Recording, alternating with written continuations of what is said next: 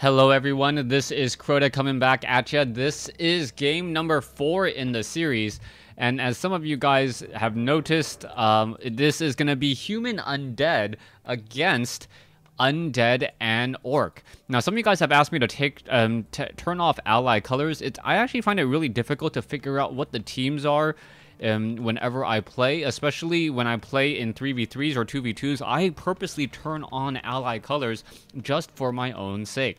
Now, I will turn off ally colors if two of the players are the same races and they're on the same team, though, just as a little bit of clarification.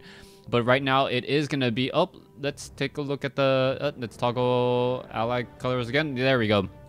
There we go. It's going to be the purple undead and the purple human up against WFZ spawning as the blue undead, and finally 120 spawning as the blue orc. So far, WFZ has been the all-star coming in from the I Am team. Meanwhile, both of the players here, the undead and the human, Infi and Th000, have been playing at a pretty high level, picking up where one kind of slacks off. Now, I am interested in seeing what exactly the strategy will be with the Archmage coming out as the first hero. Are we going to perhaps see a Death Knight and Crypt Fiends, or are we going to be opening up with a little bit of a different style? We can see that the undead player down over here, WFZ, is opening up with a Death Knight most likely, and opening up with Fiends. There you go, and now already training up that first Crypt Fiend. You can see that there are already 2 ghouls out as well. Those ghouls doing a good job just harvesting lumber, and we'll see what the follow-up plays will be. Peon now already on the move, and he's going to go ahead and scout out the purple undead. Now, this is Centaur Grove, which is a rather interesting 2v2 map. There is a lot of different ways that you can spawn, and it looks like the spawning locations are actually going to be top left versus bottom right. Normally, I see them actually fighting in this direction on the mini-map, not this direction, so it's going to be a little bit of a head spin for me to figure out how this is all going to go down. Normally, players try and militia creep out this goblin merchant shop relatively early, but because of the way the map is situated in these particular spawns, we're not going to be seeing that. Archmage now making its way over and is now putting a little bit of pressure on a Crypt Fiend. Not much is going to be done, though, and the Archmage is looking to actually steal some experience from his opponent by taking down these creep camps. All right, you can see that the Archmage already down to 450. Oh, there we go. Did we get the steal? No, we didn't. Or the Death Knight actually got his own experience there, and also got another water elemental. He's already on the board with 74 experience, as it looks as though a Skeletal minion will get taken down. We are now fighting down over here. All right, that footman already very low on hit points, and this is not looking good for that footman, as that footman gets taken down as well. That Death Knight getting in some very, very early kills. The footman now running straight inside the base. Not exactly sure what he expects to do, though, but he is just running very, very quickly, as the Death Knight now giving chase. The Death Knight, if he continues to chase this footman, should be able to get off 2 death coils and finish off that footman in chase here, if that footman decides to not try and suicide himself. All right, the footman already down to 119 hit points. It is going to get death coiled now. Come on, yes, there it goes. There's the death coil. The Death Knight now about, what, 3/4 of the way to level 2. Meanwhile, down over here, the Blade Master is now chasing after that Death Knight. All right, let's take a look. Archmage is sitting at level 2, does take up some Brilliance Aura, as there was some long distance experience gain on that Archmage. Meanwhile, down over here, Blade Master now attempting to run all the way back, as the Death Knight is still wandering around here still. The Death Knight wants to finish off this creep camp and gain the experience. However, it does not look like the Blade Master is going to be having any of that. So far, though, and you can take a look at the experience. We are pretty even, pretty neck and neck, as the Halls of the Dead and Stronghold are getting upgraded. Meanwhile, not too surprising, Halls of the Dead and Keep getting upgraded on the opposite sides. We are looking at a bit of an engagement here, as a footman wanders in a bit too far. Has to be careful, though, as the Blade Master does not want to put any unnecessary damage on himself. That Blade Master is such a high damage hero. If he can go unchallenged and continually fight, you can see that there is a Dust of Appearance charge, and oh, the Death Knight does get the experience there. The Blade Master does get one shot there, as the Death Knight does get to level 2. Very importantly, he chimed in with that death coil. Very, very smart to try and make sure that the Blade Master was unable to steal that experience. Coming back around, the Blade Master go up against a couple of footmen here. This is not going to be a good fight at all. That Blade Master now chasing after that footman. That footman now down to 83 hit points, and that Blade Master, 2 shots should do it, as that Blade Master now looking to finish off that footman. Oh, it looks like it's going to be another 2 shots here, or 2 more additional shots here. It looks as though the footman down to 55 hit points. Oh, a critical strike, or was it a windwalk strike?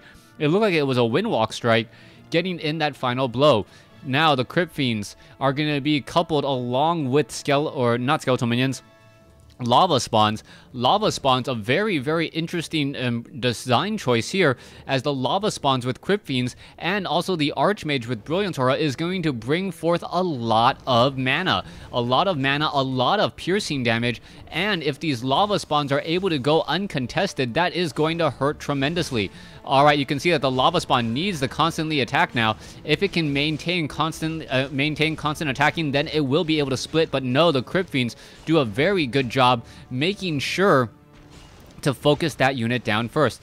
Death Knight looks like, yes, it will get that Crypt Fiend there. There is a little bit of blows going back once more. Archmage now splitting again, as we can see this weird position. The purple team is now just trying to run away. You can see the Crypt Fiends do have that speed aura, and what a big difference that does make. Death Knight now looking to continually fight off over here. It looks as though one of those Crypt Fiends are going to get taken down. There it goes. This Crypt Fiend down to 140 hit points gets healed back up very, very quickly with the help of a level 3 death coil, or level 2 death coil, and a level 3 Death Knight. Alright, let's take a look. Firelord once again wants to push forward, but unable to do so, especially as the lava spawns are just getting completely countered. And those lava spawns are just falling rather quickly. Without lava spawns, that Firelord is not nearly as effective. That lava spawn should at least be able to split once for it to be a very good return on investment on that Firelord. So far, none of the 2 lava spawns that he has made has even split once, as we have some proper micro coming in from the undead. Now, what is the follow-up play going to be here? So far, 120 and WFZ are just on their side of the map creeping. You can see that 120 is just taking his time creeping on his side of the map here. He should be able to get to level 2 on that Shadow Hunter. Meanwhile, 120 is currently putting pressure inside the base of the undead. So far, I'm not sure if this is Infi or Th000, but you can see that he is facing a little bit of pressure and also being forced to deal with the fact that his opponent is going to be able to use that blight as effectively as he can. Alright, you can see lava spawns now trying to shoot down this obsidian statue. Looks as though the obsidian statue may get taken down here, as now we are going to get reinforced once again by the blue undead. Meanwhile, Shadow Hunter now sitting at level 2. We still haven't seen anyone clear out the Fountains of Health yet, as the Crypt Fiend is just, oh, are we going to see this Obsidian statue be able to make its way out? Yes, it will, down to 49 hit points, as the Crypt Fiends now, all of them getting completely slowed. That is going to be a very, very bad play there. Or fortunately for him, he was able to scroll off Town Portal back home in time. Obsidian statue now needs to be repaired. Perhaps an Acolyte or 2 will be pulled off in order to repair it. That is going to be an important bout there, as we can see that there are now guard towers being added. Guard towers with Sentry Aura, or Arcane Sentry, I believe. That means that no matter what, that Blade Master will end up being revealed, making his win walk that much weaker. It's not going to be a free get out of jail free card any longer by hitting W.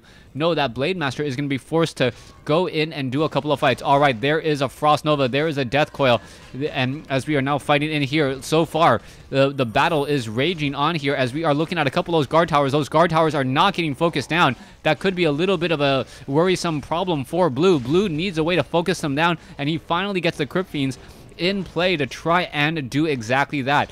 However, the Orc Burrows are not being manned, so that means that we are not going to be getting any additional damage, as the 2 guard towers are now done. Alright, one guard tower is now all that is left here as the lava spawns are starting to split. A little bit of strong pressure there as it looks as though this lava spawn in the back going to get focused down very quickly as well. Death Knight sitting at level 3 still has Death Coil. Blade Master now going after some units as well, as the Blade Master and Death Knight is just trying to fight back this army by their lonesome selves. Is it going to be enough as the Crypt Fiends are there as well? This is a very odd place. Purple is now completely surrounded from the north and to the southeast. If they want to retreat, they'll actually have to go further away from their bases, which makes that walking distance rather large. The Death Knight, however, does get focused down at level 3. And with that Death Knight now down, the Crypt Fiends and the Lich are much easier targets to focus down. Alright, Purple now bringing in a couple of Obsidian statues. Archmage is still sitting strong. Perhaps we will get another Water Elemental here in just a moment. Blade Master now sitting at level 3. You can see that the Shadow Hunter is perhaps trying to focus on some of those units as another Crypt Fiend does get taken out as well. So far, the Blade Master attempting to take down an Obsidian statue was not able to do so as the Blade Master now gets taken down at level 3. And with those two heroes gone, the Death Knight and the Blade Master both sitting at level 3, things are now going to be falling apart. Crypt Fiends continuing that push. Multiple guard towers now off to the south. It looks like those guard towers will be able to finish, and 120 is going to be suffering a world of hurt as he's going to be losing critical building after critical building. Now, I believe it's a matter of time before 120 and WFZ do give the GG, and that is going to be a very sad day there as the Grunts now looking to pull back.